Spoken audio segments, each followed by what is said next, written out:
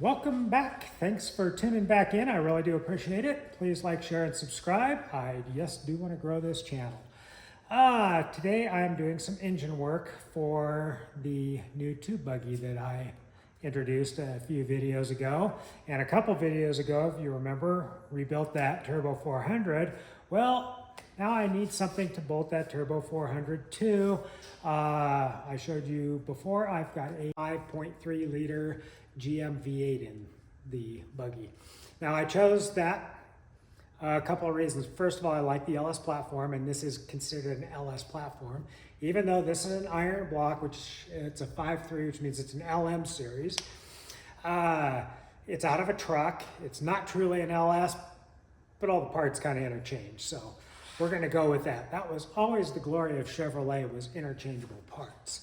So of course, when this engine was pulled, it ran, but then it sat for a long period of time. We're going to do the infamous Craigslist rebuild here today and get it ready to mate with the 400. I got a whopping $600 in this engine delivered. Well, she turns and I can feel compression. So we're going to call that a win. Supposedly, this only has 110,000 miles on it.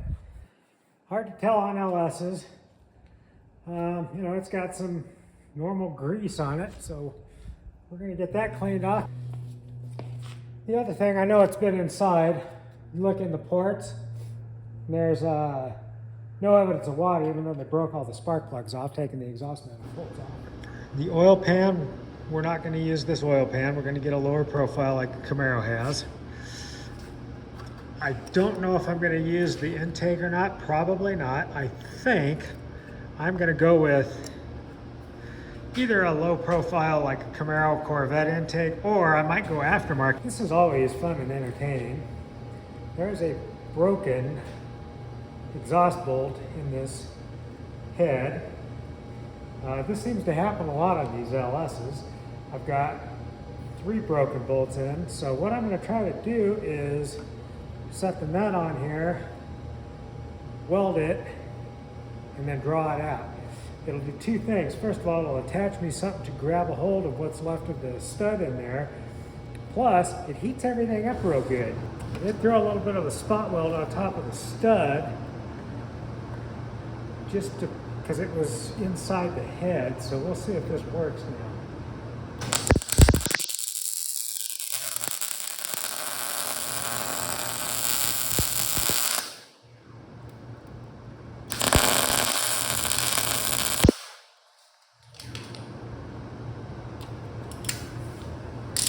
Pull it down a little bit. It's kind of got to be careful.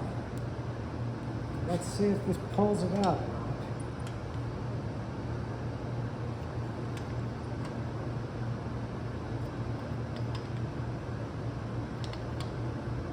Looks like we're gaining some traction here.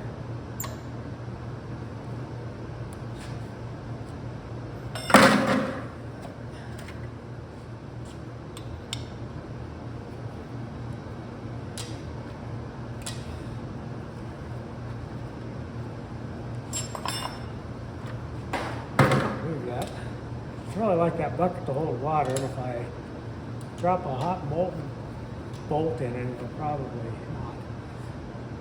1 down, 2 more to go.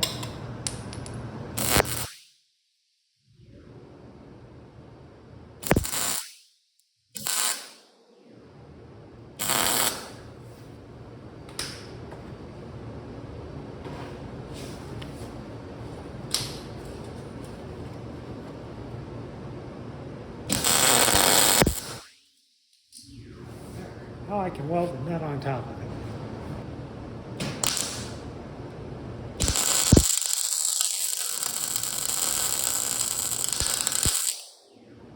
Couple of tries. Getting better at it though. Yay, got this one. Don't want to wait for it to cool down all the way. That heat I think does a lot for it.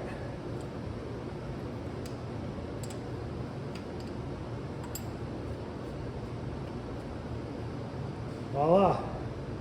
1 and, well, 2 out of 3. This other one will be easier. It's actually I got just one. I can weld a nut directly to that stud. That one will be easy.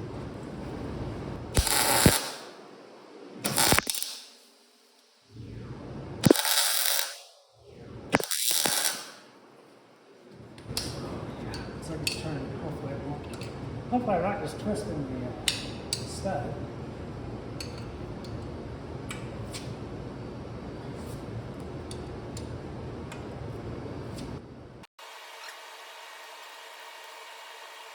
Sometimes it takes a couple tries, but that I like better than drilling. One of my big reasons for wanting these studs out right now, I've got these cool little block-off plates.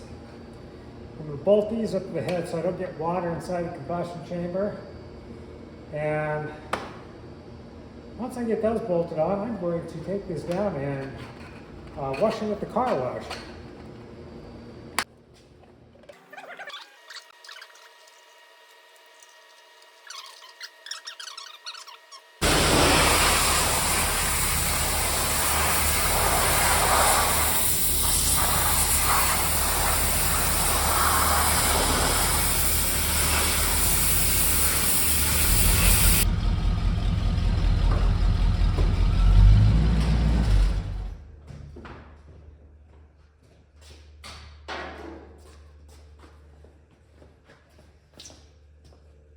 Back from the car wash, got the big chunks off this thing. And you can see I'm using the little J20. I love using this truck for just this type of thing. That low deck height is really nice.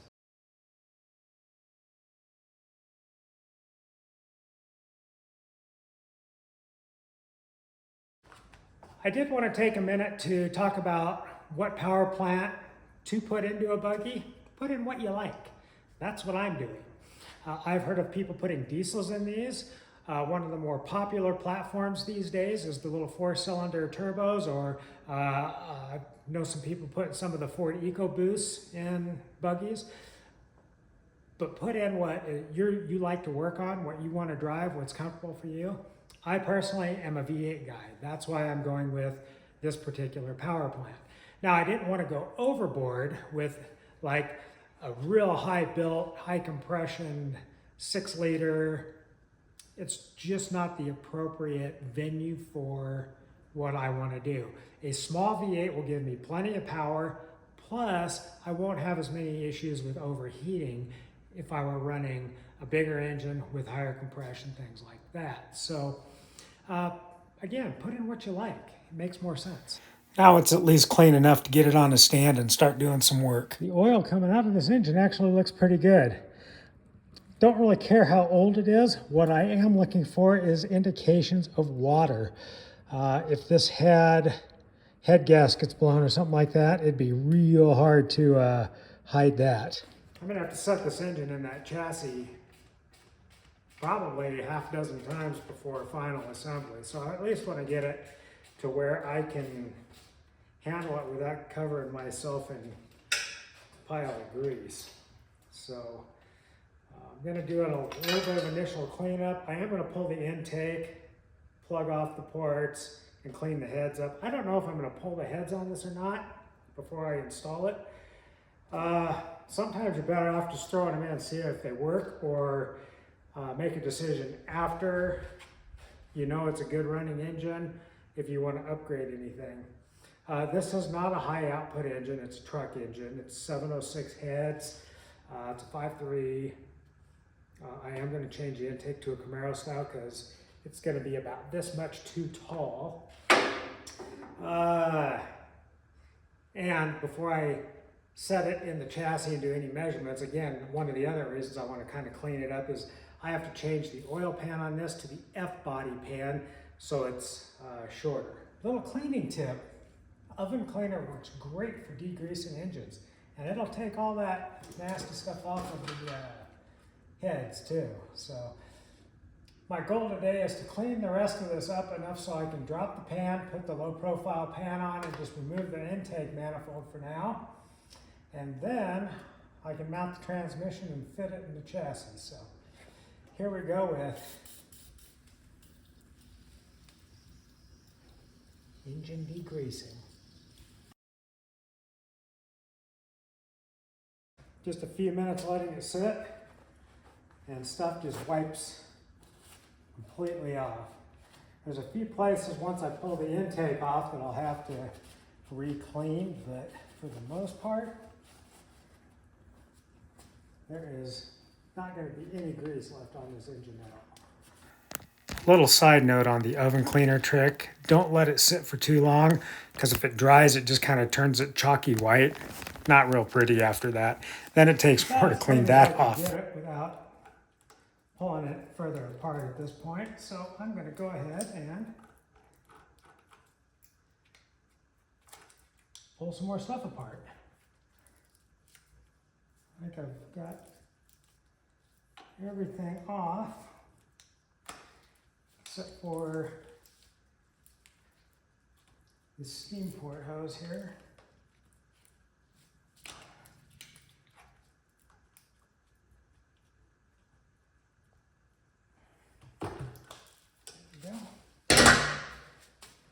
Now I'm leaving all the injectors and everything in this. I'll swap that over to the new manifold later. That way I won't lose anything.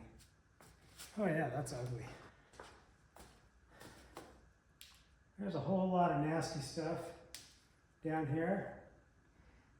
Before I even take the time to cover the ports, I'm gonna vacuum everything I can out of it.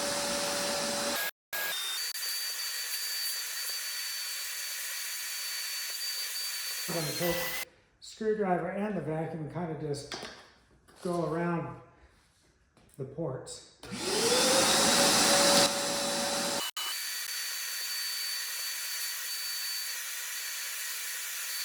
Loose chunks, or at least a lot of the loose chunks.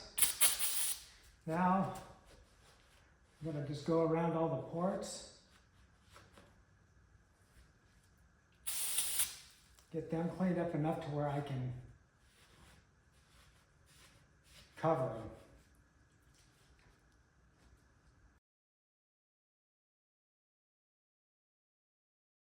I pretty much got the heads cleaned up enough now to where I'm comfortable blocking off. I usually block off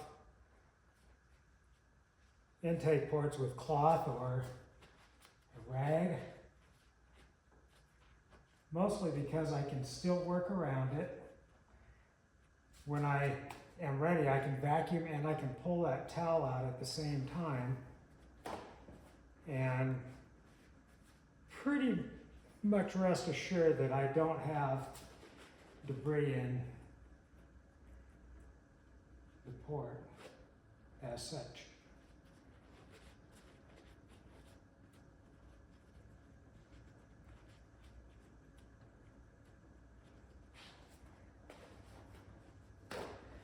And when I'm ready, I will also vacuum, pull plugs, try to make sure I don't have anything in there that's really going to jam anything up. You know, the reality is if you get a piece of grease or something in there, it's going to go on through, it's going to pass through. What you don't want to get is some big chunk of something to score up the rings or cylinder wall or damage a valve. I'm not going to do this on camera. It's just no sense. Keep in mind also on these little steam ports, there are O-rings. So as you're cleaning, don't lose those or try not to vacuum them up. This is going to take a little bit of time just to, I mean, there's a lot of filth in this valley, so we'll be right back. Well, it's not 100% perfectly clean, but I can wipe my hands on it and not get dirt when I come back. This will suffice for now. I have me a shop helper today, hanging out on the toolbox.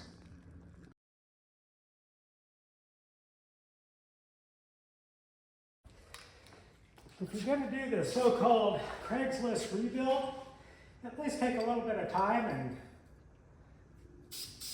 clean everything up nice, mask what you don't want, painted. So it looks a little nicer. And I'm really not trying to make anyone think this is a rebuild, but I personally find it far easier to find leaks, squeaks, rattles. If you're not plowing your way through a whole bunch of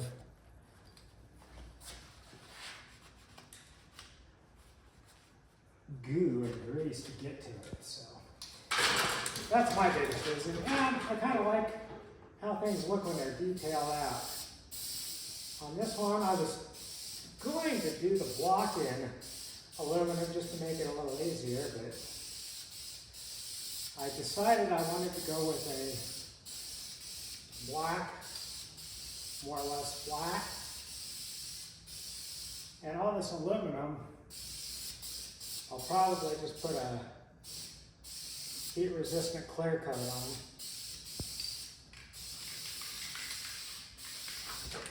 Mostly detailed now. Just time to get the pan off.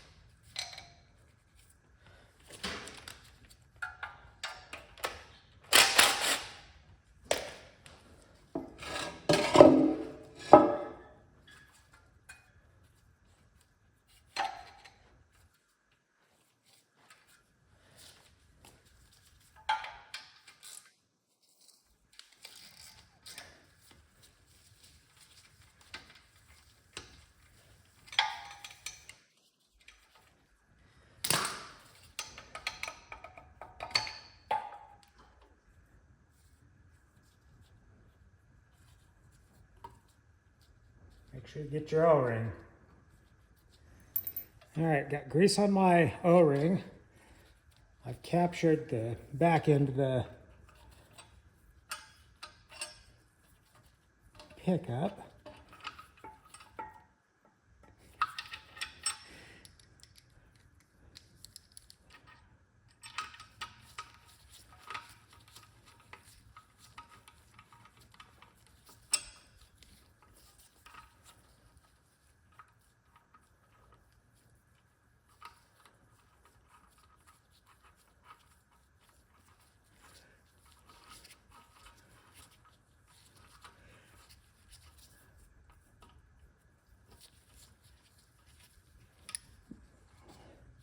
I prefer these.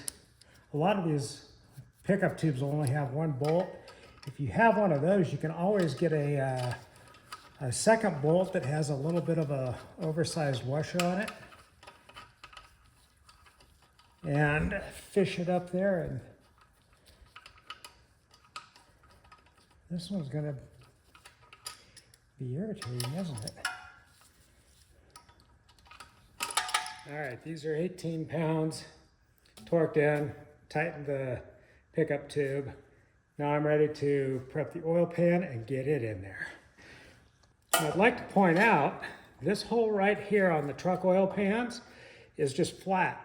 Now that big oil leak I had on my Cherokee, I actually saw it pushing oil out this flange, which meant there was probably a warp in the pan. So a recommendation, if you have that flat spot and don't have the hole, drill the hole because the pan is set for it.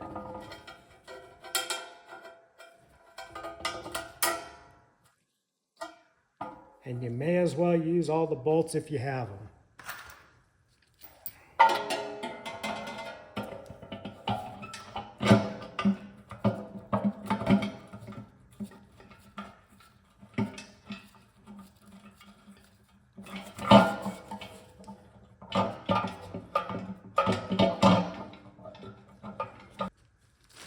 Something's hung up on the windage tray.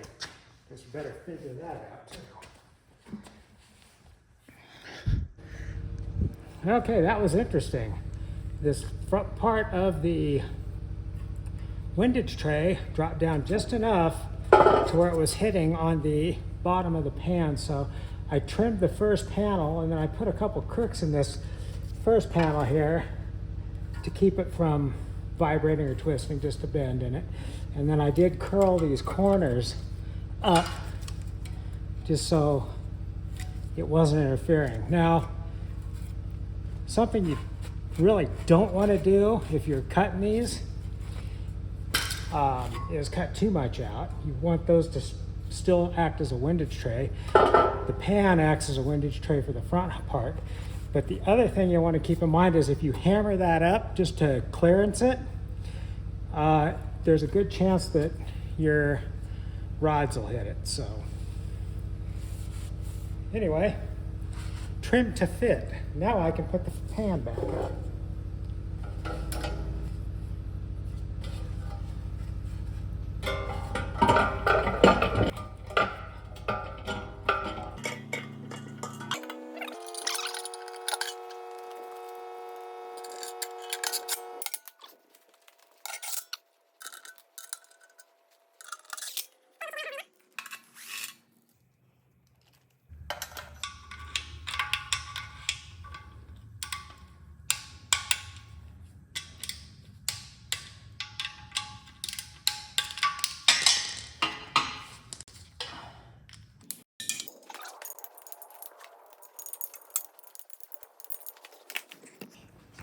And yes, I am going to put this back together for now. Mostly just to keep debris out of there while I'm working on it.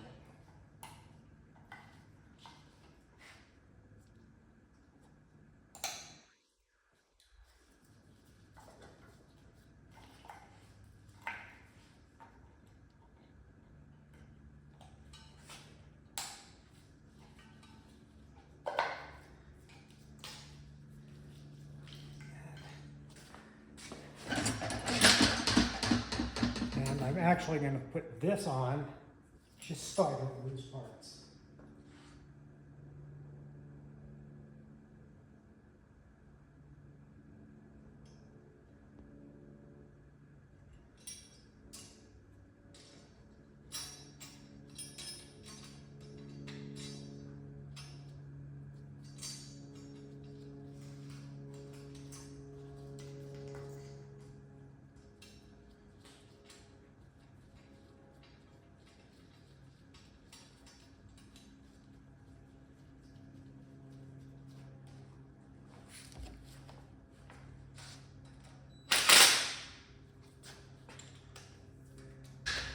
Oil pan on and torque, valley cover back on. I'm not putting an intake on because I'm going to be jockeying this thing around inside this engine compartment. I'm also going to hang the transmission first and figure out a way of running struts up to the engine mount plates. Little side note, oil pan bolts, save them. You may need them later. Before I install the engine mounts, I'm going to set the bushings. And I put some of that really sticky silicone lube on this shaft here to protect it. It's the same stuff they use in like a leaf spring.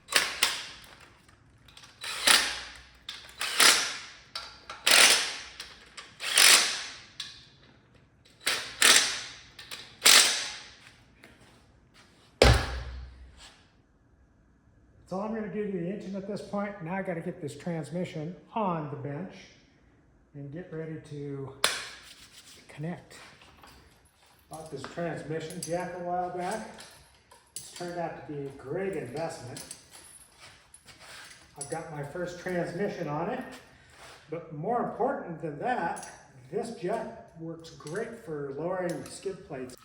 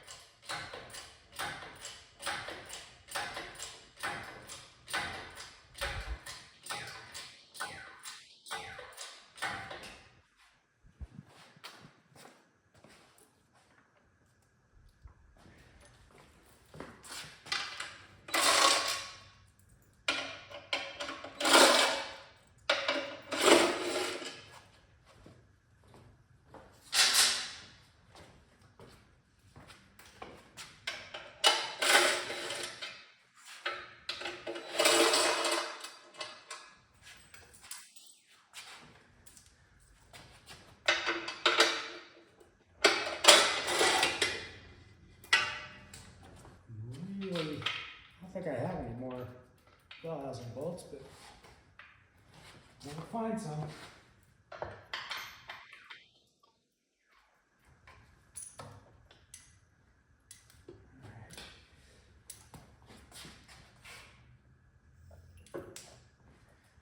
What you really don't want to do is hang the full weight of everything on your bell housing. You'll break the ears off. I'm just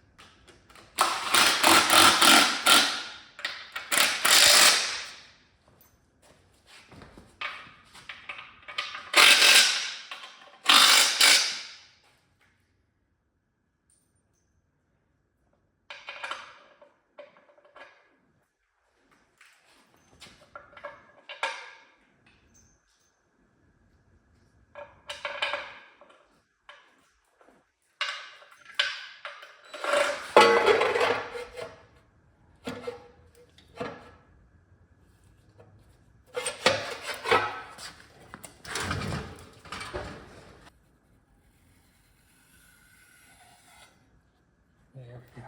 That's what I like.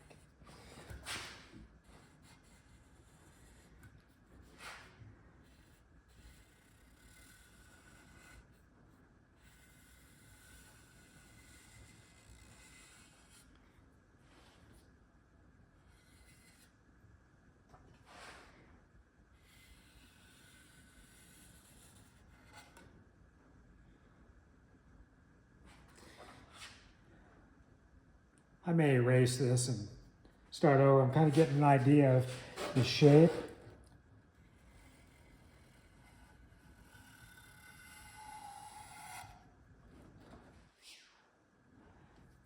Kind of equalize it on both sides a little bit. I kind of like that.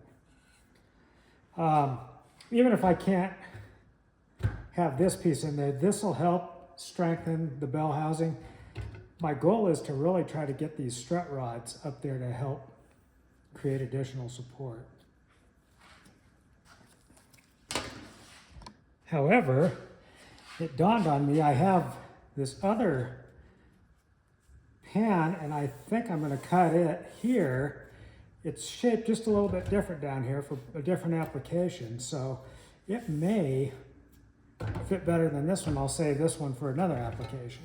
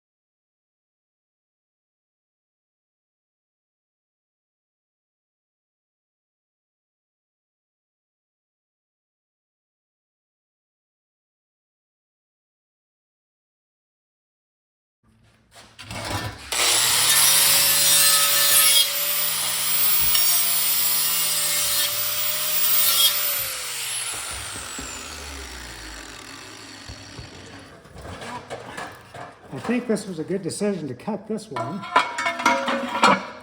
Fits right up in there.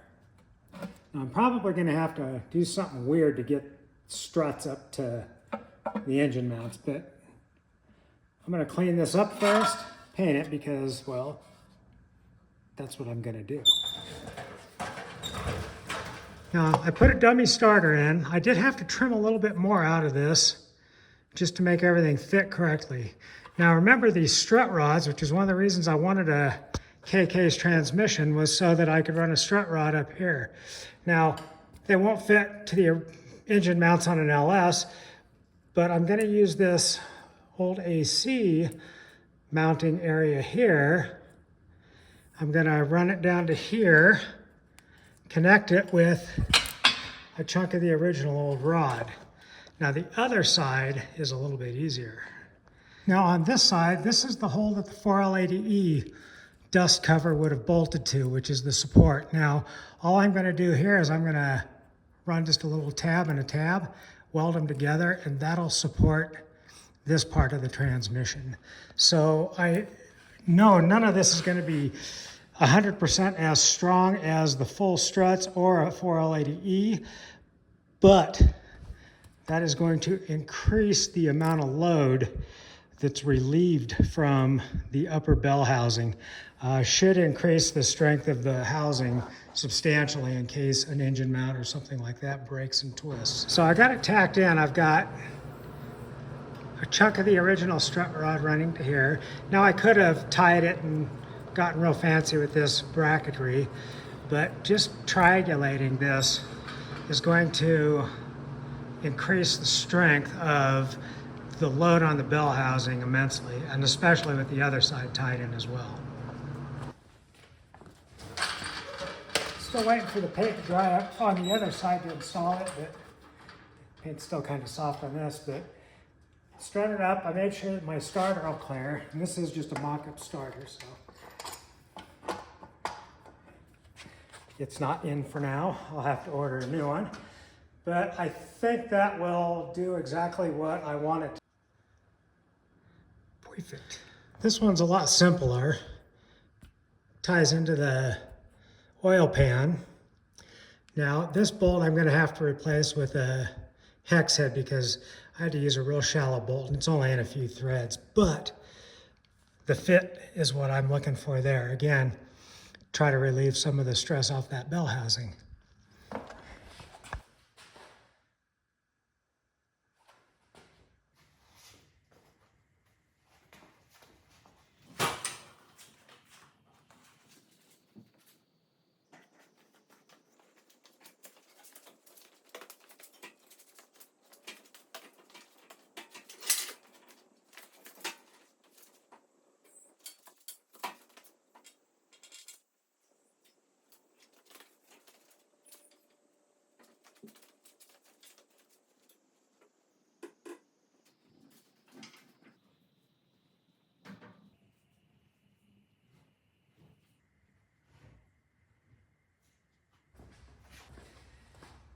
Got the engine kind of in the right area. The way these mounts are set up, I have to put the pin through the mount, then set the engine on it and bolt it down. So you can't set the engine down with the perch mount pieces on it. So that's one thing that this has answered. The other question I answered for myself is I was debating on putting a permanent mounted grill bar in here or one that bolts in. Knowing what I know now, I'm gonna bolt it in. So I'm gonna get these mounts unbolted and rebolted and go from there.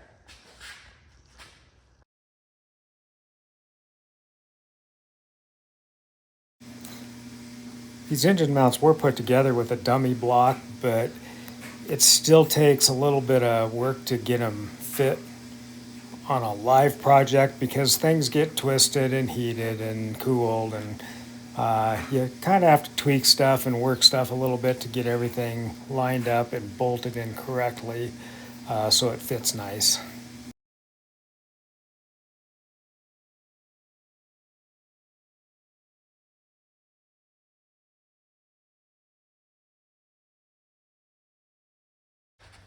That's going to do it for this video on the Buggy LS kind of install.